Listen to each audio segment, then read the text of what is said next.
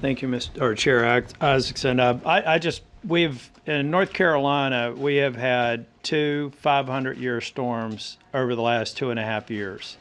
We had Hurricane Matthew that caused about $400 million in agriculture damage, and then Hurricane Florence, which caused about $1.1 billion in hurricane damage. I do agree with Senator Isaacson that government's failing the citizens of North Carolina, the citizens of these southeastern states represented here, but I put the fine point on it's not the government, it's Congress. It's members who should go to the floor and vote for relief and vote for it now.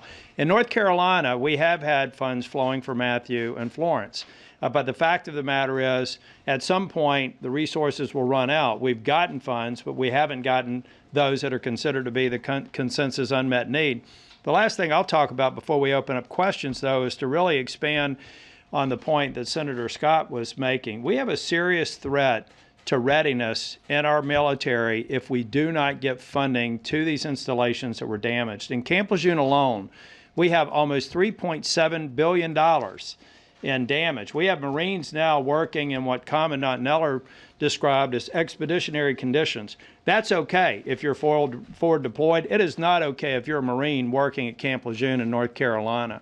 We have got to free up the money that we need to rebuild our bases and our military installations because it's a direct threat to readiness. We've got to give relief to farmers. That's something that's desperately needed in North Carolina.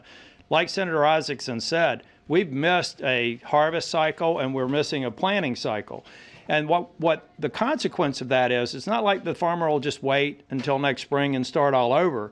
This is when farmers get out of this business. It's a serious, and move on to other endeavors. It's a serious problem that can be solved by Congress simply setting aside every other priority, except the priority to have us recover from these storms. And this is not a partisan thing. Storms are not partisan.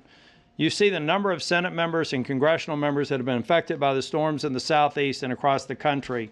We should have more than enough members who will step up, focus solely on this issue, and live to fight another day on any other issue that may be holding up the bill right now. And I fully support everything that we're trying to do this week. And Johnny, I hope we don't go home without a result to take care of these people who need help today. Not next week, not next month, not next year. With that, I'll turn it over to Governor Scott and we'll answer questions. I think we're just all going to open it up.